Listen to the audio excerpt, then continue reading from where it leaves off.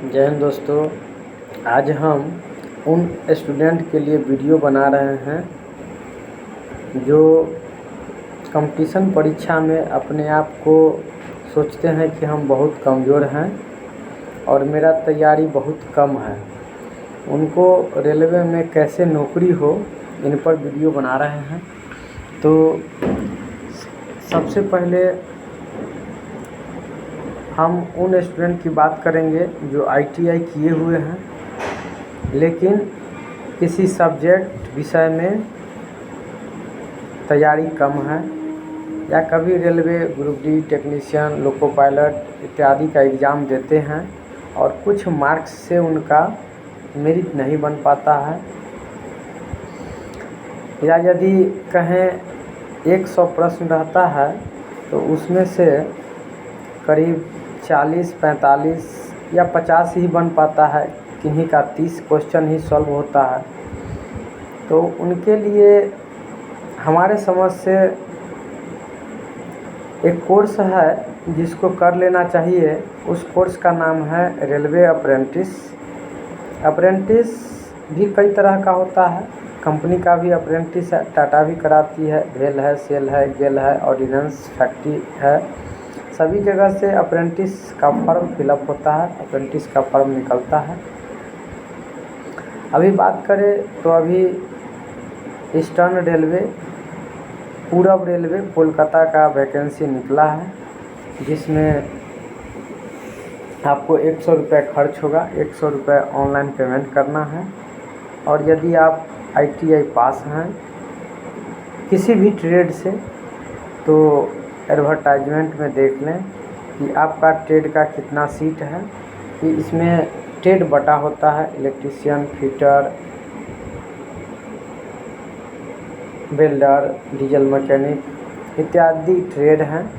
आप किसी भी ट्रेड से ITI उत्तीर्ण हैं तो आप इसमें से मिला लें कि आप कौन ट्रेड से उत्तीर्ण हैं और इसमें किस किस ट्रेड का वैकेंसी दिया हुआ है।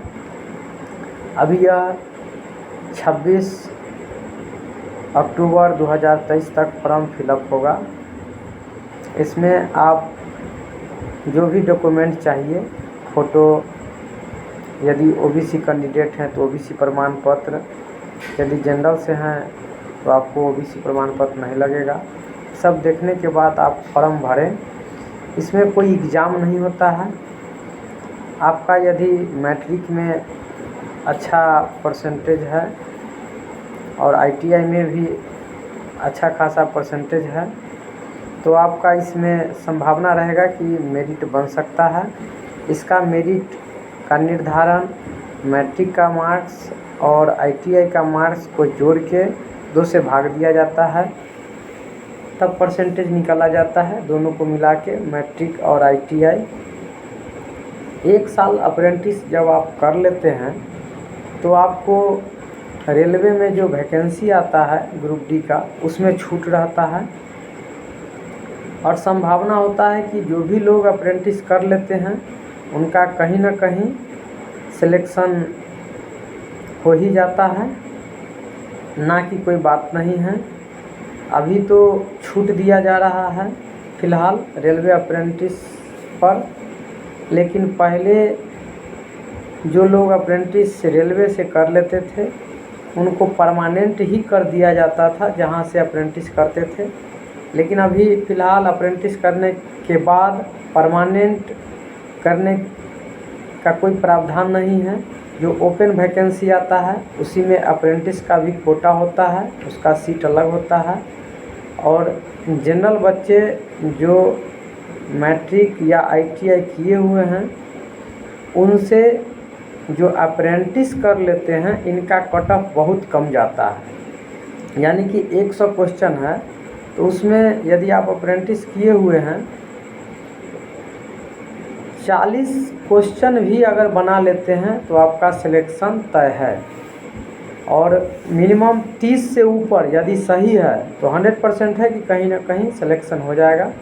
इसलिए थोड़ा सा समय तो लगेगा, 1 साल, लेकिन यदि आपके पास समय है और कहीं मेरिट में या किसी वजह से कम क्वेश्चन बनाने की वजह से छँट रहे हैं, तो आपके लिए एक बहुत ही सुनहरा अवसर है कि आप रेलवे से अप्रेंटिस ज़रूर करें और ऐसे तैयारी करते रहें। यदि डायरेक्ट कहीं group B technician loco pilot हो जाता है तब अप्रेंटिस करने की कोई आवश्यकता नहीं है। यदि कहीं सिलेक्शन अभी फ़िलहाल नहीं हो रहा है तो अप्रेंटिस का फॉर्म ज़रूर भरें और भारतीय रेलवे से अप्रेंटिस करें। इसका आपको बहुत सारा फ़ायदा होगा। आने वाले समय में कहीं सरकार का कोई योजना हो कि अप्रेंटिस को परमानेंट कर देना है तो आप परमानेंट हो भी सकते हैं। फ़िलहाल ऐसी कोई योजना अभी नहीं है, लेकिन भविष्य में कुछ भी हो सकता है। सरकार की तरफ से कभी भी कोई आदेश आ सकता है और तैयारी करते रहें, डीमोटिवेट नहीं हो। तैयारी करने पर कहीं ना कहीं रिजल्ट तो होगा ही।